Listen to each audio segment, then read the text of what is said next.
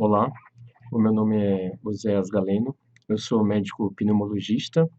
eu trabalho também com terapia intensiva no Hospital Sírio-Libanês e sou coordenador da pneumologia do Hospital Santa Marcelina. Bom, e dando um seguimento aqui às aulas solicitadas pelo Ministério da Saúde,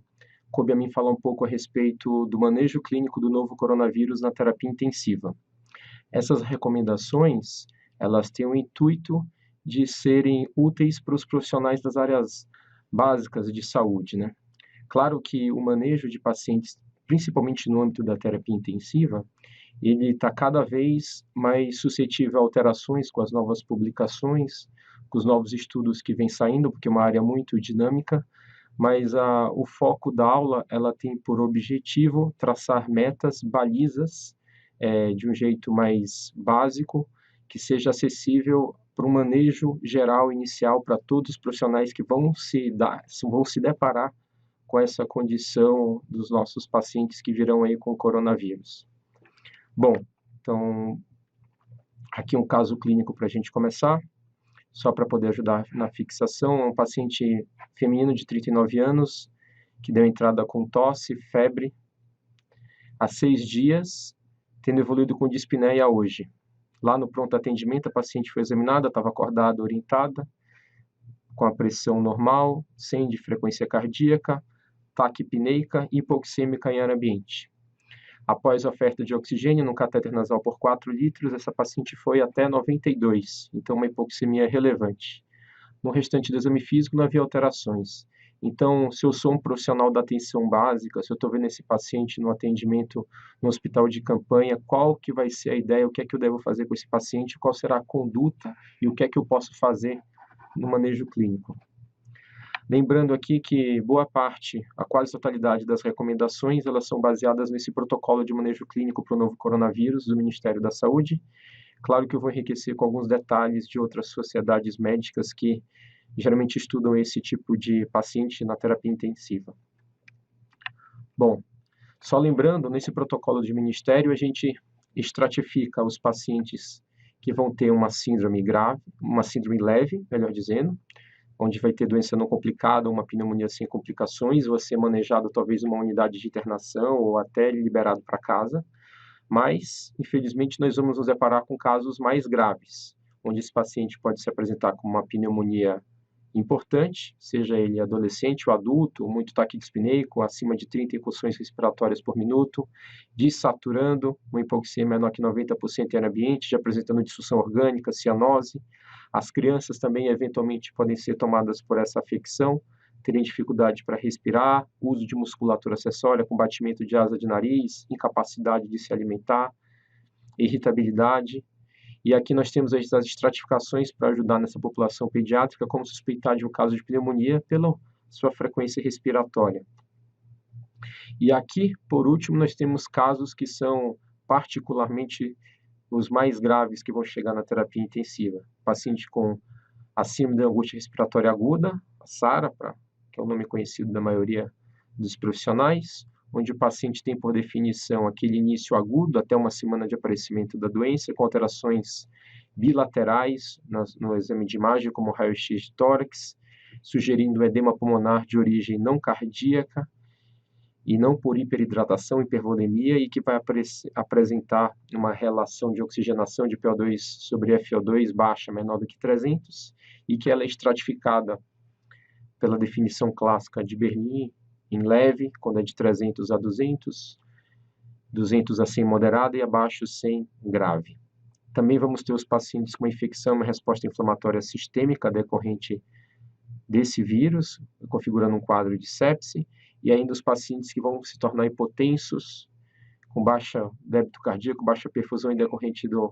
da piora da infecção, são os pacientes com choque séptico. Então aqui, a partir de agora, a gente vai falar de uma forma leve, básica, sem muitas particularidades, a respeito principalmente de como que eu vou manejar a insuficiência respiratória e o comprometimento hemodinâmico desses pacientes na chegada dele do hospital e muito provavelmente na sala de choque ou na terapia intensiva.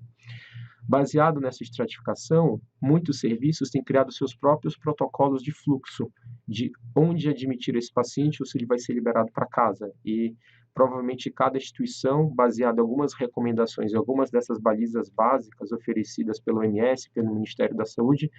vão, junto às suas instituições, criar fluxos para melhor gerenciar esses pacientes. Bom, então aqui só demonstrando quais são os casos de maior gravidade, que vão para a sala de choque e UTI, e aqui temos um exemplo de um fluxo de uma instituição, de onde esse paciente deve ser alocado para um melhor tratamento. Então, o paciente foi avaliado aqui nessa instituição, ele apresenta os critérios diagnósticos sugestivos para se suspeitar do novo coronavírus, e na avaliação dos sinais clínicos dele, ele está muito taquipneico, hipoxêmico, com uma relação baixa, caso tenha feito uma gasometria, e como nesse arco em vermelho aqui, a gente vê que é um paciente mais grave. Se ele tiver acabado de ser referido ao hospital, ele deve entrar pela sala de choque para estabilização e muito provavelmente vai ser encaminhado para uma UTI, caso haja disponibilidade, ou para alguma sala de emergência que tenha capacidade de propiciar os recursos básicos e invasivos para suporte desse paciente. Então, a primeira coisa que a gente tem a fazer após alocar o paciente e equipe, como já foi falado em outras aulas, tá com a paramentação adequada, é se preocupar com o ambiente e com a equipe. Então, lembrando que, preferencialmente, esses pacientes devem ser admitidos, se houver disponibilidade, em leitos isolados, que tenham pressão negativa. A gente sabe que não é a realidade da maioria dos serviços pelo país, mas idealmente, se for disponível, é o melhor local para interná-los. Não esquecer também, de forma importante, dos equipamentos de proteção individual, porque o manejo desse paciente vai depender de uma integridade física da equipe médica. Então, a gente sabe pelos colegas da China e da Itália que grande parte dos profissionais de saúde, cerca de 20%, têm sido contaminados por essa afecção. Então, faz parte do tratamento do paciente também cuidar bem da equipe. Quanto mais saudável tiver a equipe de saúde, melhor a gente vai poder propiciar o tratamento, evitando o esgotamento do sistema de saúde para poder melhor gerir esses pacientes. Então, não esquecer das proteções individuais, que já foram faladas em outras aulas, e o primeiro foco, então, particular do paciente é o manejo da insuficiência respiratória aguda. Então, esses pacientes mais graves que vieram para a sala de choque ou para a terapia intensiva são inicialmente manejados com catéter nasal de oxigênio, só que esses pacientes, em muitas circunstâncias, têm uma hipoxemia severa. E os fluxos oferecidos pelo catéter de oxigênio são insuficientes para poder permitir uma adequada oxigenação. Nessa circunstância, a gente pode considerar a realização de um trial, um teste, um desafio de pressão não invasiva, principalmente se eu tiver esse paciente num quarto com isolamento e pressão negativa e, se disponível, preferencialmente fazer essa ventilação não invasiva em um ventilador com filtro, onde eu vou ter uma maior segurança nessa produção da aerosolização, mas esse desafio é um desafio curto, por volta de 30 minutos a 1 hora dessa ventilação, e se não houver melhora, intubar precocemente esse paciente. Na indisponibilidade de um quarto com pressão negativa e de um aparelho de ventilação não invasiva que permita o uso de um filtro na ventilação no próprio ventilador, que tenha um software capacitado para promover ventilação não invasiva. Então, na incapacidade dessa estrutura, talvez seja mais adequado, evitando então a disseminação do vírus, intubar precocemente esses pacientes, principalmente se eles precisarem de um fluxo maior do que 5 litros para ter uma oxigenação acima de 93%. Outros sinais também além da oxigenação é a fadiga muscular pelo uso de musculatura acessória, aumento da velocidade respiratória e um paciente numa gasometria já mostrando sinais de acidose e falência. Aqui são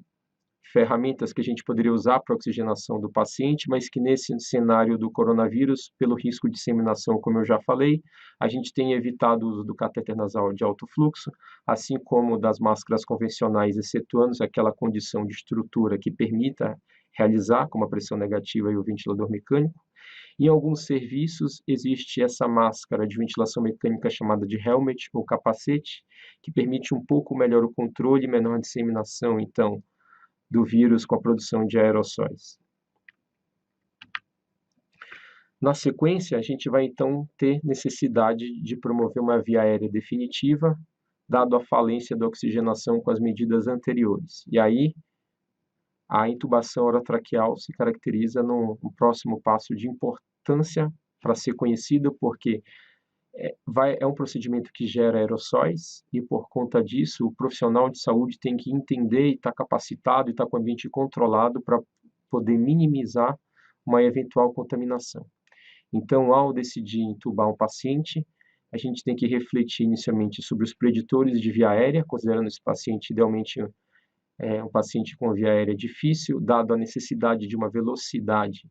na execução do procedimento e preferencialmente uma única tentativa. Então, estabelecer um plano de ação com toda a equipe que irá participar e evitar equipes muito grandes, idealmente 2 ou 3 médicos, o médico responsável pela intubação, que deve ser o médico mais experiente em intubação do corpo clínico, não o médico necessariamente o plantonista responsável por aquele paciente, o enfermeiro que vai oferecer as medicações e o fisioterapeuta que vai ajudar na conexão da ventilação mecânica. De preferência, nos serviços que dispuserem de estrutura, utilizar a videolaringoscopia e ter à mão uma caixa de via difícil com todas as ferramentas que possam ser utilizadas caso haja uma dificuldade anatômica para a execução desse procedimento.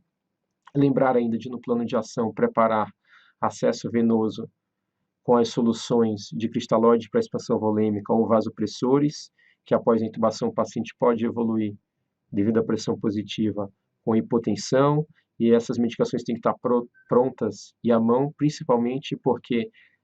isso vai evitar com que aconteça uma necessidade frequente de entrar e sair do quarto, protegendo de uma forma melhor a equipe, então. E para facilitar o procedimento, também diminuir a ocorrência de tosse por estímulo na intubação, o ideal é que seja optado pela sequência rápida de intubação, em que eu faço uma breve e básica chamada de atenção nesse slide. Então, lembrando de, na sequência rápida, pré-oxigenar o paciente, principalmente com máscara, com reinalante, evitando o uso de ambu, pois na hora de realizar as ventilações com bolsa, válvula e máscara, existe uma maior chance de aerosolização. Lembrar de usar o bloqueador neuromuscular na sequência rápida, seja succinilcolina ou rocurônio. Lembrar de outras drogas usadas na indução desse paciente, como fentanil, etomidato, lidocaína ou ketamina. Essas duas últimas drogas potencialmente envolvidas numa menor promoção de reflexo de tosse, mas ele deve ser intubado na sequência rápida usando as drogas que vocês têm maior habilidade. E de preferência, também, se houver disponibilidade, usar uma capnografia para checagem rápida. A ideia na programação do procedimento é executar da forma mais rápida e segura possível, evitando manipulação desnecessária do paciente, entra e sai do ambiente de intubação para pegar a medicação, e assim menor dispersão dos aerossóis que serão gerados com o procedimento. Aqui a gente tem uma figura da Associação Brasileira de Medicina de Emergência, ABRAMED, baseada então em recomendações do Hospital Prince of Wales de Hong Kong, que alertando a respeito justamente dessas etapas que eu acabei de mencionar. Então, o profissional no ambiente, idealmente com pressão negativa se disponível, com a paramentação completa com a sua precaução de aerossóis, já que esse procedimento pode gerar a mobilização de aerossóis, então pensar no antes, proteger toda a equipe, higienizar as mãos, os EPIs completo, restringir o número de pessoas que vão participar do procedimento e, se possível, leito com pressão negativa. Preparar todas as medicações, avaliar os preditores da via aérea, usar sistemas fechados de aspiração pela fisioterapia se disponíveis e com filtro, assim como os conectores da bolsa válvula máscara se for utilizada, checar e rechecar com a equipe qual vai ser o plano de ação e, se houver disponibilidade, a videolaringoscopia para facilitar o procedimento. Durante, como é a dinâmica da equipe, ao iniciar, todo mundo saber qual é o seu papel e o que vai fazer, comunicação em alça fechada, todo mundo observando e tendo cuidado com a dispersão dos aerossóis, utilizar o médico mais experiente, como eu já comentei, para execução do procedimento, técnica com 2 mãos na hora de utilizar a reinalação ou a bolsa válvula máscara do paciente, e a sequência rápida de intubação conforme já orientado. Após intubado o paciente, evitar desconexões do circuito, retirar todo o material antes de sair da sala da forma adequada e não esquecer da higienização e depois conversar qual vai ser o plano de ventilação mecânica para esse paciente. Quanto a esse plano, na maioria das situações que o paciente evoluiu com uma daquelas síndromes graves que foi mencionada, que é a síndrome de desconforto respiratório agudo, a SARA, o que a gente entende como modelo básico de ventilação mecânica a ser implementada é uma ventilação protetora para o pulmão. A gente sabe que uma ventilação de forma desordenada e agressiva pode trazer mais agravo, induzir mais lesão nesse pulmão, provocando a lesão pulmonar induzida pela ventilação mecânica, e já está bem estudado que se a gente manter essa ventilação protetora num alvo de 4 a 8 ml por quilo de peso predito, então esse paciente vai ser medido e existe uma fórmula que a gente pode encontrar em várias calculadoras médicas de peso predito baseado na altura. Então, a partir desse peso predito, a gente vai calcular no nosso ventilador um volume corrente de 4 a 8 ml, idealmente de 6 ml por quilo, limitando uma pressão de platô de 30 e uma pressão de distensão, que é a pressão de platô menos PIP, menor ou igual a 16, menor ou igual a 15, para evitar, então, essas lesões por distensão ou lesão por aumento de volume. Qual a PIP que eu devo usar nessa minha ventilação mecânica? Ainda é algo de incerteza na literatura. Alguns países, algumas escolas médicas fazem de formas diferentes. A OMS e o Ministério da Saúde têm recomendado até então que essa PIP seja baseada na tabela de PIPs conforme o protocolo de ARDSNET, que é a mesma orientação da Organização Mundial de Saúde. Espaço para outras coisas, alvos empíricos, mini-titulações de PIP, isso são alvos de incerteza ainda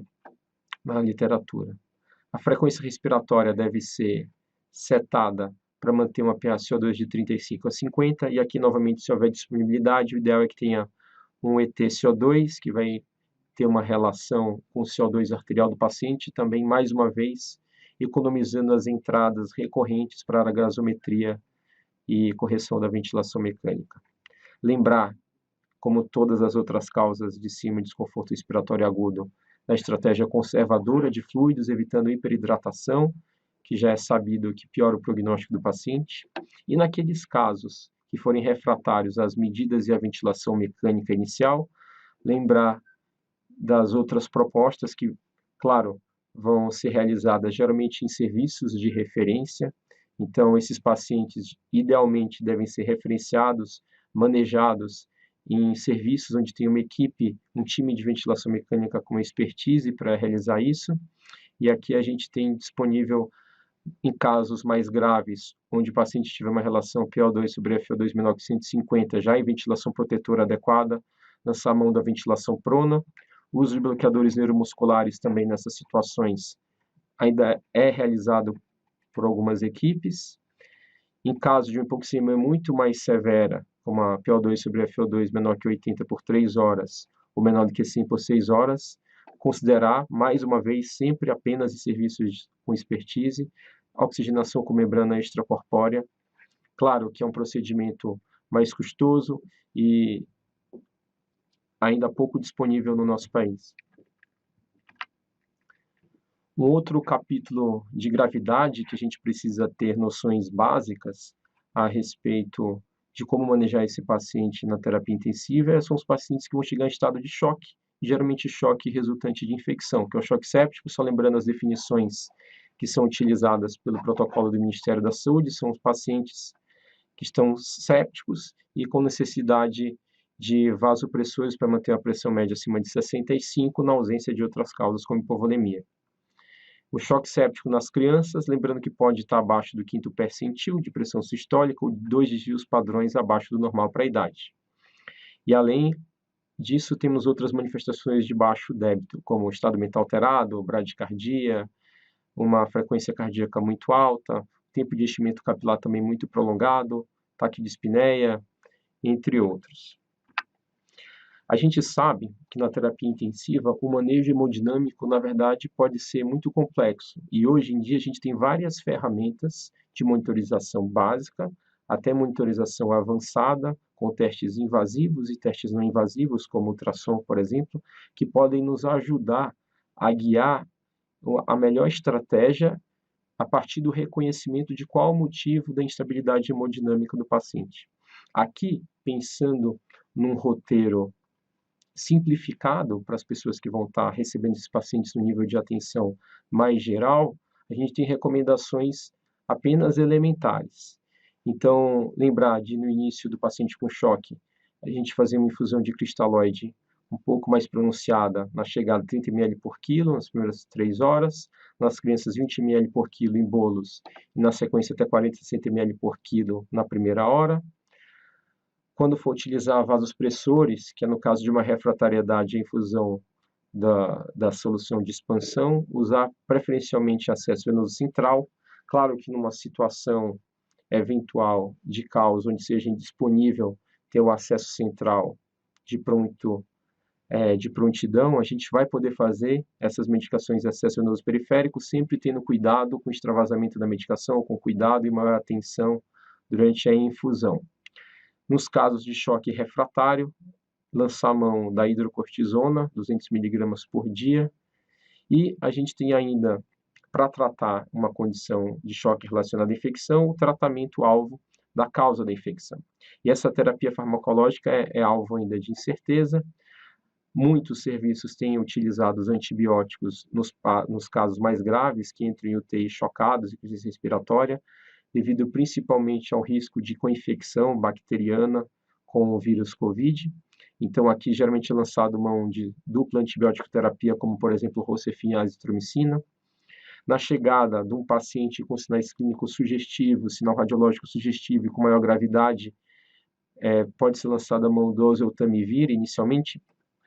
principalmente porque no nosso país também está no momento onde as causas de pneumonia por influenza também são importantes. Então, talvez utilizar o oseltamivir aqui no Brasil, nesse momento, até o resultado de um teste negativo para influenza, seja considerado potencialmente adequado. E claro que após a saída dessa suspeita de influenza, retirar o antiviral. E quanto à hidroxicloroquina, que muito tem se falado, a gente sabe que é uma medicação que, por hora, existem apenas estudos mais rudimentares, sem muitas revisões e com nível de evidência não muito robusto até então, sugerindo um potencial efeito de diminuição na replicação viral, mas que carece ainda de maior fomentação de estudos mais bem controlados para saber se ela vai ser uma opção ideal ou se ela será uma opção inadequada para uso nesses casos de paciente com pneumonia e choque pelo COVID. Aqui, só lembrando que esses pacientes, pela experiência italiana, pela experiência chinesa, são pacientes que demandam um tempo maior de internação no ambiente da terapia intensiva. Então, várias outras condições, assim como nos pacientes com outras causas de internação, devem ser levadas em consideração, porque elas podem impactar no maior tempo de internação na UTI, maior tempo de internação hospitalar, inclusive na mortalidade do paciente. Então, lembrar dos outros cuidados gerais. Então, tentando reduzir, se possível, os dias de ventilação mecânica, fazendo despertar diário, usar o mínimo tempo de sedação possível, ter os cuidados com os bundles e com a avaliação de delírio dos pacientes, cuidado com as conexões, também ter os protocolos de evitar infecção secundária, como pneumonia associada à ventilação mecânica. Cada instituição tem os seus protocolos, geralmente relacionados a como deve ser a higiene desses pacientes, desde a limpeza da cavidade oral, que tipo de tubo orotraqueal pode ser disponível para tentar evitar a ocorrência de pneumonia associada à ventilação mecânica. Utilizar a profilaxia farmacológica de acordo com o risco do paciente, nesse caso, que é um risco alto de choque séptico, intubação,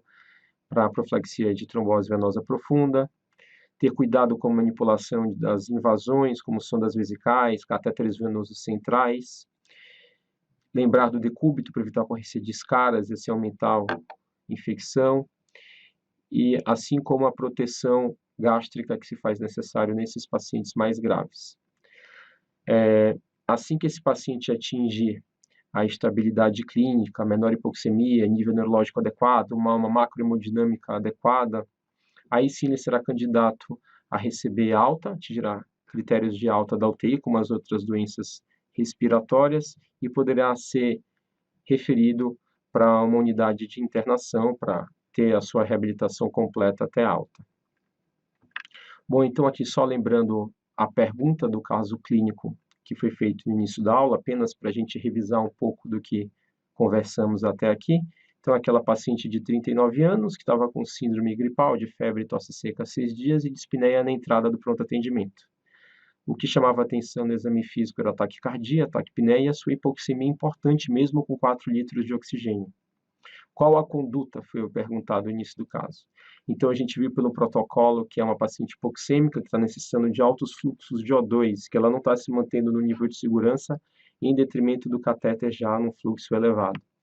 Então, atendimento inicial dessa paciente mais grave para internação e atendimento inicial em sala de choque, e ela ser manejada preferencialmente na UTI, caso haja vaga para manejar essa paciente, ou ficar na sala vermelha, que é a sala dos pacientes graves. Inicialmente, se houver disponibilidade do ventilador com filtro e uma sala com pressão negativa, pode ser tentado um desafio ou um trial de VNI, seja com CPAP até 10 milímetros de mercúrio, ou um EPAP também nesse valor, e na disponibilidade desse serviço, em caso de um trial negativo, proceder rapidamente com a intubação orotraqueal precoce, lembrando de todos aqueles cuidados de paramentação da equipe, adequação do quarto, planejamento de como será a intubação, quem são as pessoas que vão entrar, se todos os itens de segurança estão disponíveis, né? Assim que o intubar, instituir ventilação mecânica protetora, porque isso pode ser feito com ventilador em qualquer local, seja numa sala de emergência ou seja no ambiente de terapia intensiva. Atenção para, após a ressuscitação inicial, ter um manejo conservador de fluidos e, naqueles casos com hipoxemia refratária, referenciar para um serviço especializado em ventilação ou talvez receber orientações de algum serviço, como um médico mais experiente naquele âmbito, ou ter acesso a algum serviço de teleorientação, de ter um time de ventilação que possa orientar o que fazer se o nível onde está esse paciente, onde você está atendendo, não tem a estrutura nem expertise necessária. Lembrar de fazer as pesquisas para os agentes infecciosos, entre eles o COVID-19, considerar antibiótico terapia nesses casos mais graves, e otimização hemodinâmica com ressuscitação volêmica com fluidos inicialmente e vasopressores, caso necessário. Lembrando aqui que esse apanhado foi apenas uma forma mais básica, direta, elementar, tem muitos mais itens e coisas específicas que não foram abordadas aqui, principalmente em relação à hemodinâmica, em relação às estratégias ventilatórias de resgate, no caso de uma hipoxemia ou uma hipercapnia refratária, mas o objetivo, como eu falei inicialmente, é apenas traçar balizas de uma forma assim mais elementar para que todos no primeiro atendimento tenham uma noção geral do que é possível fazer para estabilizar naquele primeiro dia esses pacientes que venham a ter a infelicidade de apresentar um quadro grave de insuficiência respiratória, um quadro grave hemodinâmica com necessidade de terapia intensiva.